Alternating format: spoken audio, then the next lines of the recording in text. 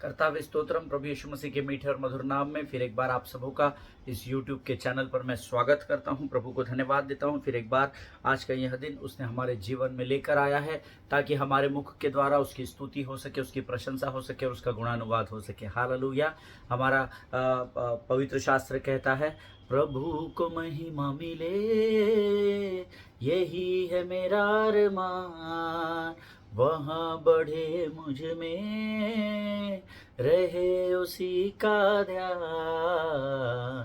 आज का दिन यहोवा ने बनाया है, हम उसमें आनंदित हो, आनंदित हो।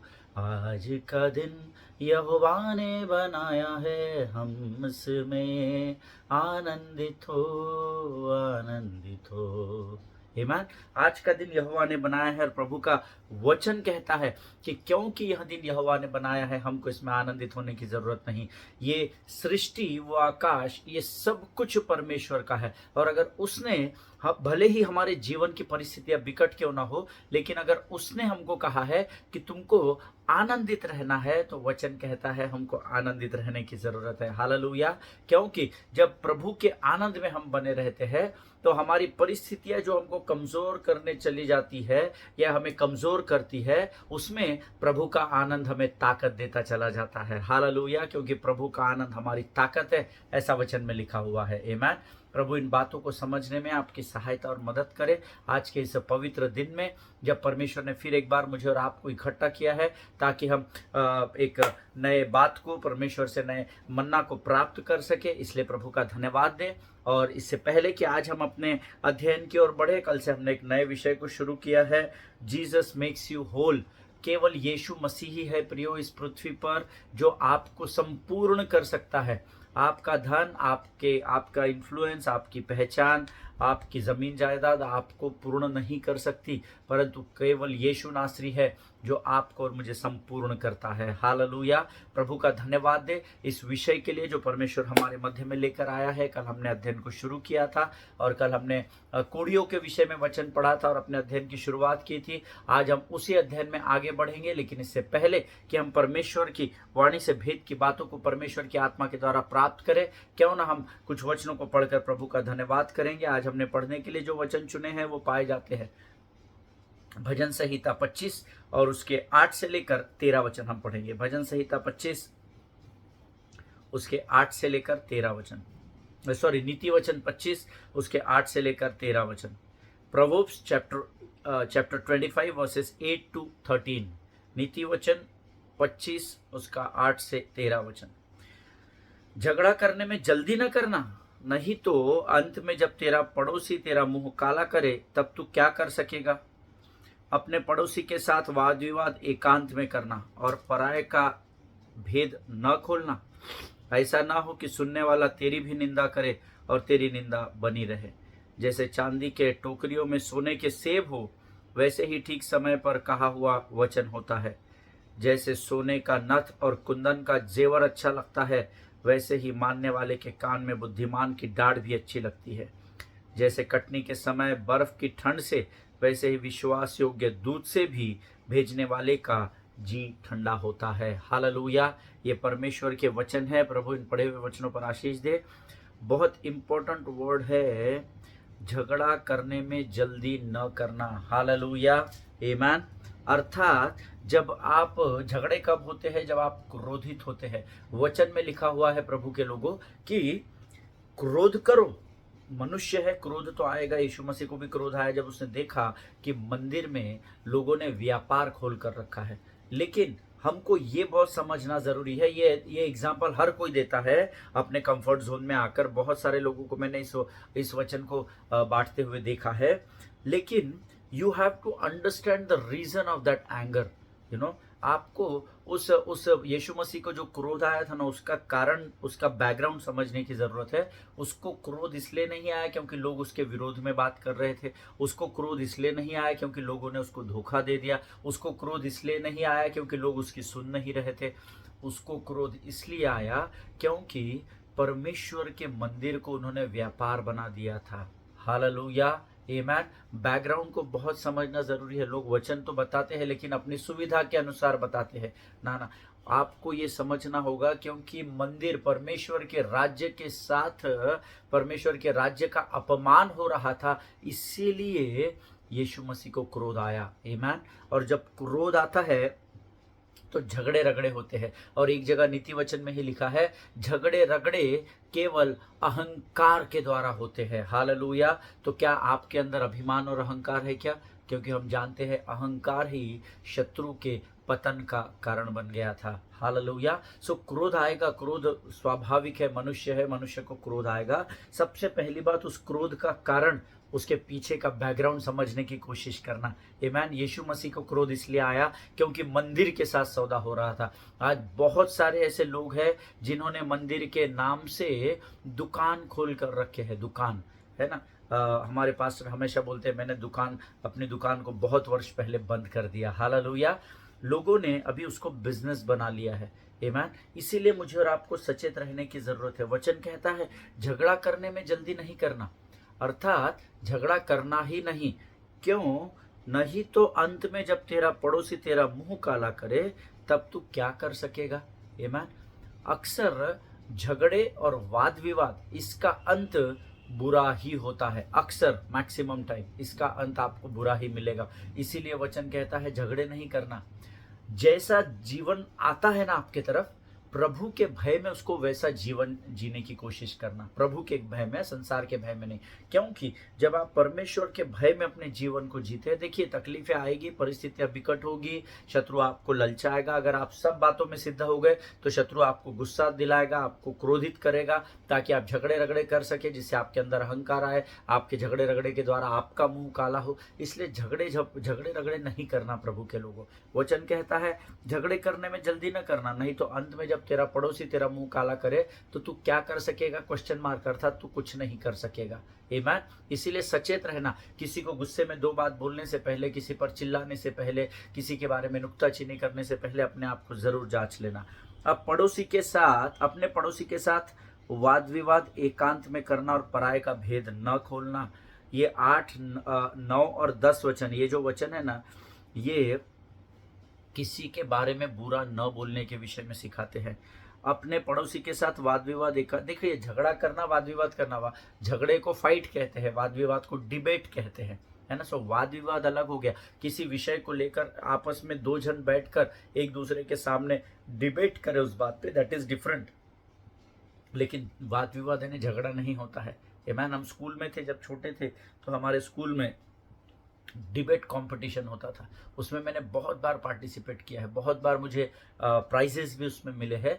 एक विषय दिया जाता है और उस विषय के ऊपर अपने अपने थॉट्स को आपको, you have to express your thoughts on that particular subject. But उसका अर्थ झगड़ा नहीं होता, उसमें कॉम्पिट होता है, कंपटीशन होता है, और जो सबसे अच्छा बोलता है उसको प्राइज दिया जाता है। सो फाइटिंग अलग है और वाद विवाद अलग है ना। ये बात याद रखिएगा। अपने पड़ोसी से एकांत में वाद विवाद करना और पराये का भेद न खोलना। इसको बड़े रेड, ब्लू, पिंक सब कलर से इसको हाईलाइट कर लो। पराये का भेद न खोलना। आप क्या कर रहे हैं? अपने आप को जांचना प्रभु के लोगों। आपके पास किसी व्यक्ति ने कुछ आकर कह दिया, या आपके साथ कुछ गलत हो गया, या आपकी सोच के अनुसार कुछ गलत हो गया, तो आप क्या करते हैं? उसके बारे में दूसरे को जाकर बताते हैं। पर पराये का भेद नहीं खोलना, ऐसा वचन में लिखा है। जिनके सुनने के कान हो वो सुन ले कि प्रभु का आत्मा क्या कहना चाहता है। आमीन। ऐसा न हो कि सुनने वाला तेरी भी निंदा करे और तेरी निंदा बनी रहे। हालेलुया। और ये रिसेंट एक्सपीरियंस है मेरे लाइफ का। अभी पिछले महीने का एक रिसेंट एक्सपीरियंस है, 10वां वचन। किसी ने मेरे विरोध में जाकर किसी व्यक्ति को, किसी पासबान को कुछ बातें बता दी। उस दिन तो उस पासबान ने मुझे रात को फ़ोन करके, हमने एक दूसरे से बातचीत की और हमने उस विषय पर हमारा डिबेट हुआ। वाद विवाद नहीं बोल सकते उसको, लेकिन कुछ words of exchange of words हुआ। कुछ बातें उन्होंने मुझे बताई कि आपके बारे में वो भाई ऐसा बोल रहा था, वो बहन ऐसी बोल रही थी। ये बातें इन्होंने मुझे बताई। फिर इसके बाद में मैंने इनको जो बातें हैं वो बताई। दूसरे नहीं, उसके 2 दिन बाद उस पासबान ने मुझे फ़ोन किया, पास्टर जी। हाँ बोलिए ना पास्टर जी, बोलिए। मैं उतने ही नम्रता के साथ उनसे बात कर रहा था। उन्होंने कहा, पास्टर जी, मैं आपसे क्षमा मांगने के लिए आपको फ़ोन किया। इन 2 दिनों में प्रभु की आत्मा ने मुझे कायल कर दिया। आमीन। और जिस व्यक्ति ने मेरे विषय में उनके पास बोला था, वो उनके ही विरोध में मुझे बहुत सारी बातें बताने लगे। हालेलुया। वो कहने लगे, अच्छा हो गया पास्टर साहब, अगर उस दिन मेरे हृदय में आपके प्रति कड़वाहट आ जाती तो शायद आज हमारा रिश्ता शत्रु खत्म कर देता। आमीन। लेकिन प्रभु ने मुझे प्रार्थना में कहा कि तू जा करके उस परमेश्वर के सेवक से क्षमा मांग। और उन्होंने कहा, बड़े हृदय के साथ आज मैंने आपको फ़ोन किया। मैंने अपनी पत्नी से भी डिस्कस किया और हमने डिसाइड किया कि हम आपसे क्षमा मांगेंगे। और उन्होंने मुझे फ़ोन करके क्षमा मांगी। रोज़ मेरी और हम उनकी बातचीत अभी भी हो रही है। अभी भी वो कुछ सभाओं के लिए आए थे और हमने उस विषय को वहीं पर समाप्त कर दिया। हालेलुया। और हमारा प्रीति और हमारा भाईचारा आज भी उतना ही गहरा है, बल्कि पहले से और अधिक गहरा हो गया है। हालेलुया। और जब आज मैं इस वचन को पढ़ रहा था तो परमेश्वर ने मुझे उस वाक्य को याद दिलाया कि ऐसा न हो कि सुनने वाला तेरी भी निंदा करे और तेरी निंदा बनी रहे। जिस व्यक्ति ने उनको मेरे बारे में बताया, आज उन्होंने उनके बारे में मुझे बहुत सारी बातें बताई। मैंने उसको निगलेक्ट किया। मैंने बोला, पास साहब, हम उस विषय पर बात ही नहीं करेंगे। हमको क्या करना किसी के जीवन में। हम प्रार्थना ज़रूर करेंगे उस परिवार के लिए कि प्रभु उनको उस अंधकार से बाहर निकाले, उनके ऊपर जो झूठ का पर्दा है उससे वो बाहर आ जाए। और हमने उस वाद विवाद को हमेशा के लिए समाप्त कर दिया। हालेलुया। आमीन। प्रियो, जब आप दूसरों की निंदा करते हैं तो आपकी निंदा बनी रहती है। इस बात को याद रखिएगा। जिनके सुनने के कान हो वो सुन ले। जैसे चांदी की टोकरियों में सोने के सेब हो, वैसे ही ठीक समय पर कहा हुआ वचन होता है। हालेलुया। आमीन। हमेशा ध्यान में रखिए, व्यवस्था की पुस्तक को चित्त में क्यों डालकर रखना है? क्योंकि सही समय पर सही वचन के द्वारा परमेश्वर आपकी सहायता और मदद कर सके। वचन के द्वारा सहायता तब की जाती है जब आपको वचन पता होता है। इसीलिए परमेश्वर के साथ समय बिताना जरूरी होता है। हालेलुया। आगे वचन कहता है, जैसे सोने का नथ और कुंदन का जेवर अच्छा लगता है, वैसे ही मानने वाले के कान में बुद्धिमान की डांट भी अच्छी लगती है। अब ध्यान से इस वचन को अंडरलाइन कर ले। मानने वाले के कान, समझने वाले के कान। आमीन। जो ग्रहण योग्य है उसके कानों के विषय में कहा है। जो सुनकर अनसुना करता है या सुनकर हमको बोलता है हमको ज्ञान मत बांटो, उनके विषय में नहीं कहा गया है। हालेलुया। आमीन। हमेशा ध्यान में रखिए, मानने वाले के कान यानी किसके कान?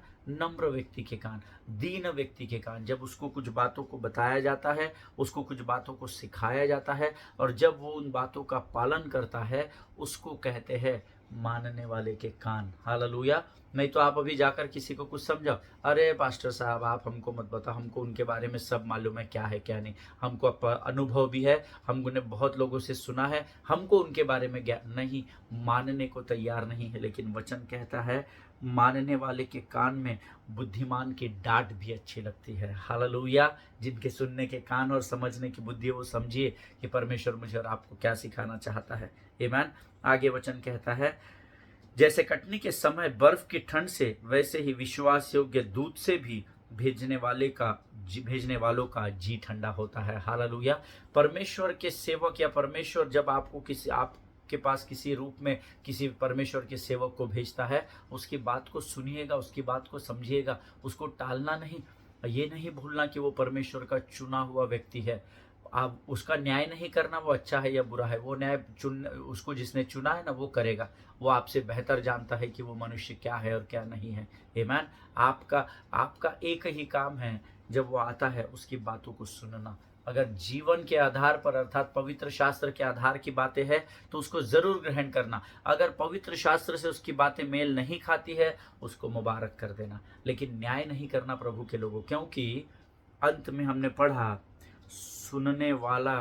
सुनने वाला तेरी भी निंदा करे और तेरी निंदा बनी रहे। हालेलुया। प्रभु इन पढ़े हुए वचनों के द्वारा हम में से प्रत्येक को आशीष दे।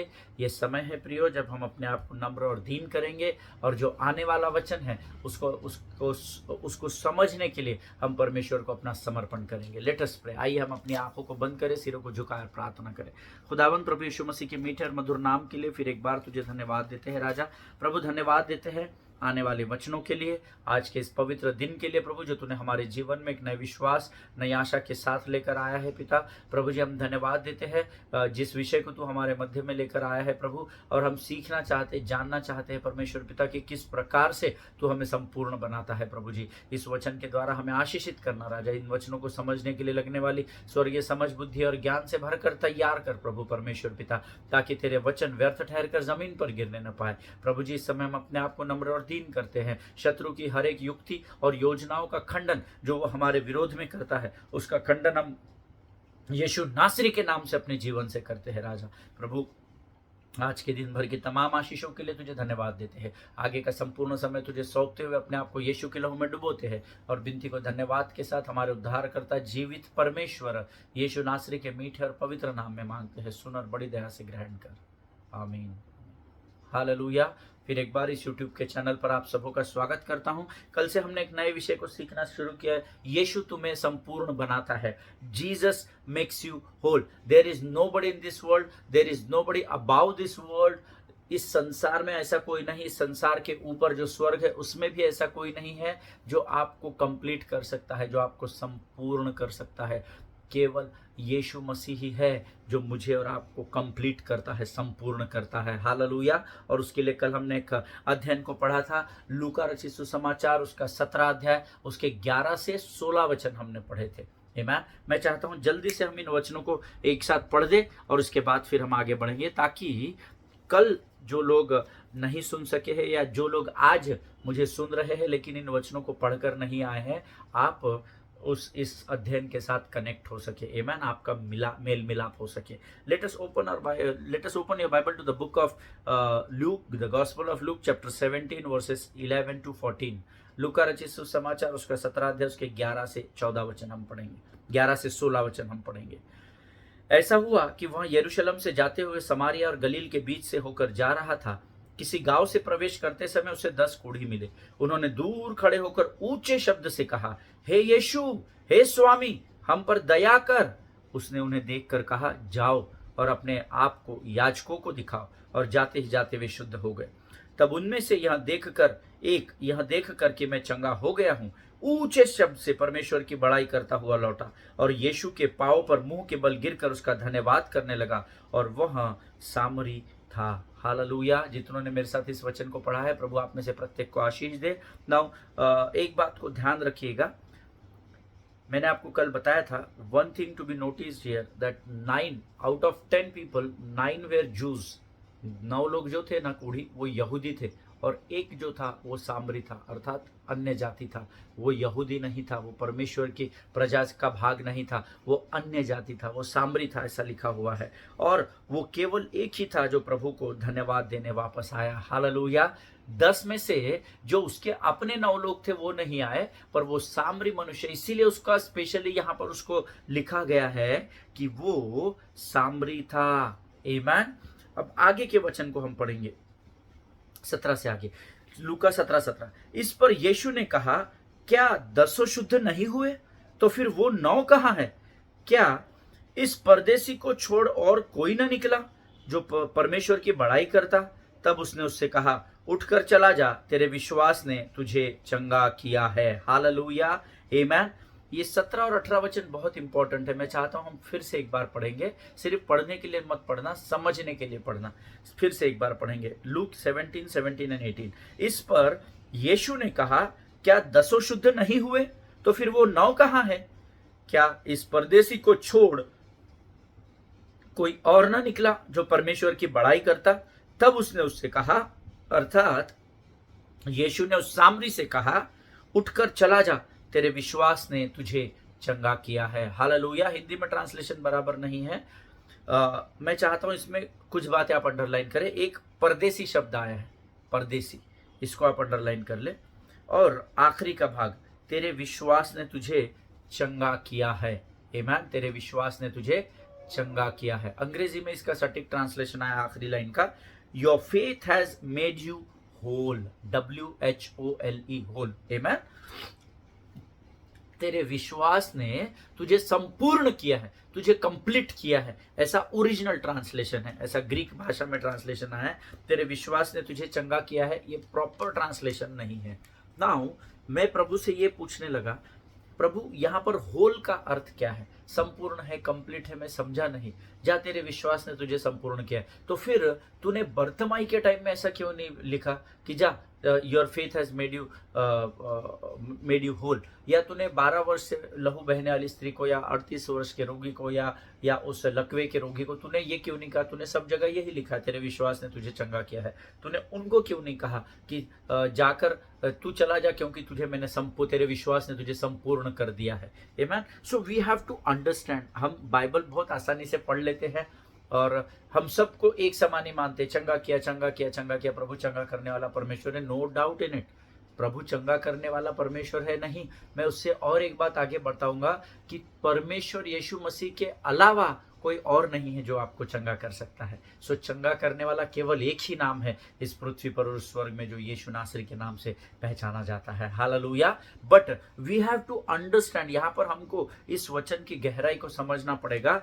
क्यों यीशु मसीह ने यहाँ पर उससे कहा your faith has made you whole, तेरे विश्वास ने तुझे संपूर्ण कर दिया है। आमेन। नाउ होल, जो लोग नोट्स लिखते हैं वो लिख लीजिए। ये होल, ये जो शब्द आया है इन किंग जेम्स वर्जन, जिसका यूनानी शब्द ग्रीक भाषा, क्योंकि नया नियम है ग्रीक भाषा में लिखा गया है, नया नियम है, इसको ग्रीक भाषा में लिखा गया है और इसका अर्थ होता है सोजो, SOZO, है ना। सब होल का अर्थ होता है सोजो।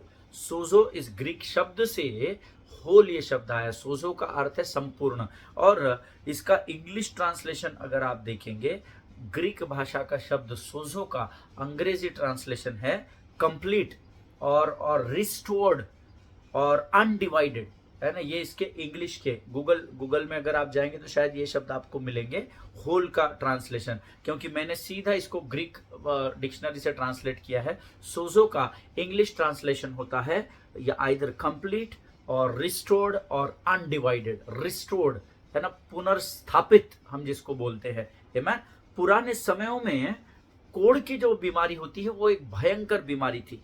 आमेन। और इसको एक भयानक बीमारी के रूप में देखा जाता था। जैसे आज हम कैंसर को देखते हैं या HIV एड्स को हम देखते हैं। अभी तो सब पर दवाई है, सब इलाज हो जाते हैं, लेकिन उन दिनों में कोढ़ की बीमारी भयंकर, सबसे भयंकर बीमारी मानी जाती थी। कोढ़ के बीमार को कोढ़ की बीमारी जिसको होती थी ना, उसको सीधा परमेश्वर के विरोध में किए गए कार्यों अर्थात पापों के साथ जोड़ा जाता था। इसको कोढ़ हो गया, अरे इसने भयंकर पाप किया है, सीधा इसको पाप के साथ जोड़ दिया जाता था कोढ़ की बीमारी को। इतना भयंकर ये बीमारी थी और इसके रिजल्ट्स, इसका जो आउटपुट था वो बहुत भयानक था, बहुत भयानक था। मैं बताने की कोशिश करूंगा आपको। जब मैं इस विषय पर अर्थात कोढ़ पर रिसर्च कर रहा था, क्योंकि अभी तो कोढ़ है नहीं, अभी सारे डोजेस आ गए, इंजेक्शंस आ गए, तो अभी कोढ़ बहुत ही रेयर है ना, अभी कोढ़ होता ही नहीं है, समाप्त हो गया है। जब मैं इस विषय पर अर्थात कोढ़ पर रिसर्च कर रहा था, अभी क्या होता है, व्हाइट पैचेस आते हैं ना, किसी को, हमारे एक रिलेटिव है उनको व्हाइट पैचेस है। तो पहले जब हम लोग छोटे थे तो हमको बताया गया, अरे इनके पास जाना नहीं, इनसे बातचीत नहीं करना, पर इनको कोढ़ की बीमारी, इनको कोढ़ की, but that is not exactly कोढ़, यू नो। उनको, उस बहन को व्हाइट पैचेस है, आज उसकी शादी हो गई, उसका हस्बैंड है, उसके बच्चे हैं और सब everything is fine, you know, but still she is having that white patches on her body. उसकी बॉडी पर, उसके शरीर पर, उस बहन के आज भी वो व्हाइट पैचेस है। लेकिन जब आपको किसी बात की जानकारी नहीं होती है ना, तो याद रखिएगा, लोग आपको बड़ी आसानी से बरगला देते हैं। आमेन। इसलिए जब मैं इस कोढ़ पर रिसर्च कर रहा था, तब कुछ बहुत ही interesting facts I found it, you know. मैंने बहुत ही कुछ वास्तविक बातों को सीखा और मुझे बड़ा मजा आया इस कोढ़ के। उस समय जो कोढ़ होता था उसका परिणाम क्या होता था, उस विषय में मैंने बहुत सारे पुराने लिटरेचर्स खंगाले, इतिहासकारों को पढ़ा जो इस पर रिसर्च करते हैं, विशेषकर उन समयों के। तो मुझे बहुत अद्भुत बातें इसमें मिली और एक बात मेरे ध्यान में आई जिसको मैं अध्ययन कर रहा था, that what sin does to a person and what leprosy did to people। आमीन। ये बात मैंने सीखी, मैंने आपको इसलिए बता रहा हूँ। आज पाप जो जो बातें हमारे जीवन में कर देता है, पाप के कारण जो बातें हमारे जीवन में आ जाती है, वैसे ही उस समय कोढ़ के कारण लोगों के जीवन में वो बातें प्रवेश कर गई थी। हालेलुया। आज पाप में पड़ जाते हैं, हमको समझ में नहीं आता है, कई बार जानबूझकर हम करते हैं, कई बार अनजाने में करते हैं, पर पाप के कारण जो भुगतान आज मुझे और आपको करना पड़ता है, वही भुगतान उन दिनों में कोढ़ से भरे हुए व्यक्ति को करना पड़ता था। आमीन। वचन इन 10 कोड़ियों के बारे में ज्यादा नहीं बताता है प्रियो, है ना, बहुत गहराई में इनके विषय में नहीं लिखा है। सिर्फ इतना लिखा है 9 गए, 9 यहूदी थे, एक सामरी था, और वो याजक के पास जाते ही जाते चंगे हो गए। बस इतना ही लिखा है, 4-5 वचनों में इसको समअप कर दिया, वाइंड अप कर दिया है। लेकिन इनके बारे में भले ही ज्यादा ना बताया गया हो, but then Bible says 10 lepers, all suffering from same disease and all facing the same tragic death. Amen. ये 10 के 10 कोढ़ की बीमारी से ग्रसित थे, और ये 10 के 10 मृत्यु की ओर बढ़ते चले जा रहे थे, क्योंकि उस समय उन दिनों में कोढ़ पर इलाज नहीं होता था। कोढ़ पर कोई वैद्य दवा नहीं दे सकता था, कोई भी डॉक्टर उसका इलाज नहीं कर सकता था। कोढ़ की बीमारी जिसको हो गई उसका मृत्यु निश्चित था, उसका मृत्यु निश्चित था। फिर आप कहेंगे मृत्यु तो सबको आती है, हाँ, लेकिन कोई भी मरना नहीं चाहता। हालेलुया। आमीन। कोढ़ बीमारी जब आती है तो आपके उचित समय से पहले शायद कई बार वो आपको दबोच लेती है। आमीन। सो ये कोढ़ की वो बीमारी थी भयानक, जिसके द्वारा आपको धीरे धीरे जाकर मृत्यु का सामना करना पड़ता था। ऐसा नहीं कि हार्ट अटैक आ गए और रात को सो रहे थे और सुबह उठे ही नहीं, वो तो चलिए ठीक है, पता भी नहीं चला, किसी को तकलीफ नहीं हुई, मृत्यु हो गई। लेकिन ये धीरे धीरे ट्रैजिक डेथ होता था, इसमें धीरे धीरे मृत्यु की ओर ये आपको लेकर बढ़ता था। वन टाइम में नहीं चले जाते थे, सीधा मृत्यु के आगोश में नहीं जाता था इंसान। आमीन। सो ये उन दिनों की एक भयंकर मृत्यु की ओर लेकर जाने वाली बीमारी थी। और ऐसा कहा जाता है कि आज के कैंसर और HIV एड्स से भी कई गुना अधिक भयंकर इस बीमारी के परिणाम दिखाई देते थे। ऐसा कहा जाता है कि कोढ़ से पीड़ित व्यक्ति अपने शरीर के एक एक अंग को सड़कर जमीन पर गिरते हुए देख सकता था। आंखें कपास कॉटन के समान हो जाती थी, धीरे पूरी सफेद हो जाती थी। कान सड़कर गिरने लगता था। कई लोगों के नाक, कई लोगों के दांत जमा हो जाते थे, सिकुड़ जाते थे। भयंकर बीमारी, आप इसके बारे में कभी अध्ययन कीजिएगा तो आपके रोंगटे खड़े हो जाएंगे। और कोढ़ की बीमारी से ग्रसित व्यक्ति का एक एक शरीर गलने लगता था, उंगली टूटकर गिर जाती थी, है ना, थंब गिर जाता था, स्किन गलने लगती थी, जमीन पर गिर जाती थी। बहुत भयानक बीमारी थी। और जब जब उसके शरीर का कोई भी भाग उससे अलग होता था, स्किन गिर गई या उंगली टूटकर गिर गई या कान टूटकर गिर गया, तो वो व्यक्ति उस शरीर को उसी जमीन में खोदकर गाड़ देता था। इतना भयंकर। आज तो मृत्यु होती है तो एक साथ पूरे शरीर को हम गाड़ देते हैं, लेकिन कोढ़ की बीमारी बहुत भयंकर थी। एक एक टुकड़ा शरीर का गिरने लग जाता था, इतनी भयंकर बीमारी थी। जब कोढ़ का रोग बढ़ता चला जाता था तो एक एक शरीर का भाग सड़ने लगता था, धीरे धीरे करके। अब सोचिए कि ये कितना भयानक बीमारी रहा होगा, है ना, कि चलो डायलिसिस हो रहा है, घर आ रहे हैं, हॉस्पिटल जा रहे हैं, ये सब बातें अलग है, लेकिन एक एक शरीर का भाग अपने जीते जी अपने शरीर के भागों को गिरता और सड़ता हुआ देखना कितना भयंकर दुख का समय रहा होगा उन लोगों के लिए। आमीन। And the outer extremities begin to decay and fall off, so you are burying a piece of a body on a daily basis. धीरे धीरे करके आपके शरीर का एक एक अंग सड़ने गलने लगता था। कभी एक उंगली टूट जाती थी, कभी कान टूट जाता था, कभी होठ सफ़ेद हो जाते थे, ऐसे से नीचे फैलने लगते थे, दांत सिकुड़ जाते थे, एक एक दांत गिरने लगता था। और ये लोग क्या करते थे, कोढ़ी इसको खोदते थे और अपने शरीर के उस जले हुए या सड़े हुए उस टुकड़े को या गिरे हुए अलग हुए टुकड़े को उस जमीन में गाड़कर ऊपर से मट्टी डाल देते थे। आमीन। इतनी भयंकर। जब आपको कोढ़ हो जाता था तब आपको परमेश्वर के मंदिर में आने से रोक दिया जाता था। You were an outcast from the family, from public places, no mall, no theaters, no railway station, no airport. आपको कहीं भी पब्लिक प्लेसेस में जाने की अनुमति नहीं होती थी। That means when a person is having leprosy, there is no hope for tomorrow. Amen. जिस व्यक्ति को कोढ़ हो जाता था उसके लिए कल की आशा नहीं होती थी। वो कब उसके साथ क्या हो जाएगा, कब मर जाएगा, इसकी कोई गारंटी नहीं थी। हालेलुया।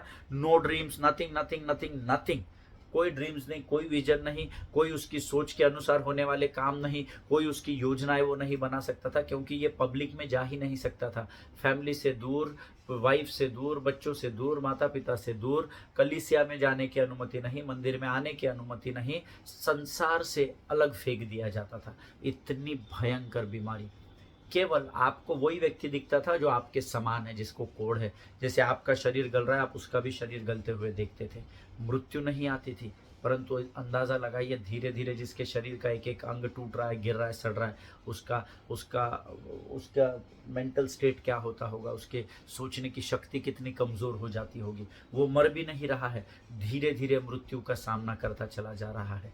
इतनी भयंकर थी कोढ़ की बीमारी। आमीन। प्रभु का धन्यवाद दे प्रियो कि आज परमेश्वर ने अपने लहू के बहाने के द्वारा हमेशा के लिए हमें उस भयानक बीमारी से निजात दिला दिया। आमीन। प्रभु को धन्यवाद देने की मेरे और आपके पास इतने कारण हैं, इतने कारण हैं, इतने कारण हैं कि हमारा पूरा जीवन उसमें लग जाएगा तो भी कम पड़ जाएगा। जैसे वचन में लिखा है ना, अगर यीशु मसीह के बारे में सब कुछ लिखा जाता तो इस संसार का कागज और इस संसार की स्याही कम पड़ जाती। वैसे ही अगर हम प्रभु को धन्यवाद देने लगेंगे ना, आज तक, आज के दिन से, कल का छोड़ दीजिए, आज के दिन तक, जब से हमने उद्धार पाया आज के दिन तक, तो इस संसार की स्याही और कागज कम पड़ जाएगा। आमीन। सोचिए आज इस भयंकर बीमारी से, जिसमें मृत्यु ही है, दूसरा कोई ऑप्शन नहीं है, वो भी एक भयंकर ट्रैजिक डेथ, भयानक मृत्यु है। साधारण मृत्यु नहीं है, भयानक मृत्यु है। आमीन। वो ऑपरेशन करते करते वो वेंटिलेटर पर ही मर गए, मृत्यु हो गई, वैसी मृत्यु नहीं, भयानक मृत्यु है। धीरे धीरे धीरे धीरे रोज थोड़ा थोड़ा मरना, रोज थोड़ा थोड़ा मरना। आमीन। और कमजोरी में बढ़ते चले जाना। उनके हाथ ऐसे हो जाते थे, ये सड़ने लगता था, हाथ ऐसे जमा हो भयानक मृत्यु। मैंने आपको बहुत ही आउटर लाइन को बताया कोढ़ के, लेकिन जब मैं इसको रिसर्च कर रहा था मेरे रोंगटे खड़े हो गए थे। आमीन। और मैं तभी घुटनों पर आकर प्रभु को धन्यवाद देने लगा। प्रभु जी तेरा लाखों लाख धन्यवाद हो कि इस भयंकर बीमारी से तूने धर्मी को बचा लिया। हालेलुया। आमीन। प्रियो, जब भी आप वचनों को पढ़ते हैं ना, उसकी गहराइयों में जाइए, तब शायद आप वचन के डेप्थ को समझ सकेंगे। पढ़ने को बहुत आसान है, 10 कोढ़ी गए और 10 के 10 चंगे हो गए, एक आया, ताली बजाते हम कि परमेश्वर यहोवा राफा चंगा करने वाला है। बट उस व्यक्ति के स्थान पर जाकर देखिएगा, है ना, कोढ़ भयानक बीमारी थी उस समय की। कोढ़ जिसको होता था वो पाप में है, पाप के वजह से उसको कोढ़ हो गया, ऐसा उस समय में माना जाता था। इसने भयंकर कुछ पाप किए होंगे, इसीलिए इसको कोढ़ की बीमारी हुई। आजकल जैसा लोग जज करते हैं ना, आप बीमार पड़ जाते हैं, आपकी गाड़ी का एक्सीडेंट हो जाता है, हाँ जरूर कुछ गड़बड़ किया होगा। न्याय करने के लिए लोग हमेशा आगे रहेंगे, इस बात को याद रखिएगा। आमीन। बट ये गलत है। मैं हंस जरूर रहा हूँ, लेकिन आपको बता रहा हूँ न्याय करना बंद करे, नहीं तो आपका न्याय होगा। आज ही हमने पढ़ा, जब तू दूसरों की निंदा करे तो ऐसा ना हो कि तेरी निंदा हो और तेरी निंदा उस व्यक्ति के जीवन में हमेशा के लिए यहाँ पर बनी रहे। आमीन। प्रियो, ये भयानक बीमारी थी। आज मैं यहाँ पर समाप्त करूँगा और कल हम यहीं से वापस एक बार शुरू करेंगे। प्रभु का धन्यवाद हो इस सुंदर वचनों के लिए, इन बातों के लिए। आज हमने थोड़ी सी बातों को सीखा कि कोढ़ की, मैंने आपको ये सारे रिसर्च की बात इसलिए बताई ताकि आप जान सके कि हमारा टॉपिक क्यों लिखा है मैंने, जीसस मेक्स यू होल। क्यों मैंने लिखा है कि यीशु आपको सोझो करता है, यीशु आपको संपूर्ण बना देता है ना। इस विषय में हम आने वाले सेशन में फिर एक बार और अधिक गहराई में जाकर सीखेंगे। आज हम यहाँ पर समाप्त करेंगे। प्रभु का धन्यवाद हो इन सुंदर वचनों के लिए। मेरा विश्वास है आज परमेश्वर ने जरूर आपको इन वचनों के द्वारा आशीष दी होगी। आइए इस समय हम धन्यवाद की प्रार्थना करें। खुदावन प्रभु यीशु मसीह के मीठे और मधुर नाम के लिए हम धन्यवाद देते हैं। राजा प्रभु धन्यवाद देते हैं परमेश्वर पिता कि तूने आज इन बातों को हमें सिखाया। परमेश्वर पिता प्रभु जी, जिन बातों को हम बहुत गहराई में जाकर नहीं सीखते, उन गहराई को तूने आज हमारे हृदय में बोया, हम तेरा धन्यवाद देते हैं। ये बातें हमारे जीवन के अंत तक हमारे स्मरण में, हमारे विचार और आत्मा में बनी रहे, ऐसे सामर्थ्य भरकर तैयार कर। अपने आप को यीशु मसीह के लहू में डुबोते हैं, आगे का संपूर्ण समय तुझे देते हैं। दिन भर की तमाम आशीषों के लिए धन्यवाद देते हुए इस प्रार्थना को हमारे उद्धारकर्ता जीवित परमेश्वर यीशु नासरी के मीठे और पवित्र नाम में मांगते हैं। सुनिए और बड़ी दया से ग्रहण करें। आमीन। हालेलुया। प्रभु आप सबों को बड़ी बरकत और बड़ी आशीष दे। इजराइल के लिए प्रार्थना करते रहे, एक दूसरे के लिए प्रार्थना करें, अपने पासबानों के लिए, उनके परिवारों के लिए जरूर प्रार्थना करें। हम अगले सेशन में फिर एक बार मिलेंगे, तब तक स्वस्थ रहे, सुरक्षित रहे। सभी को जय मसीह की। God bless you all.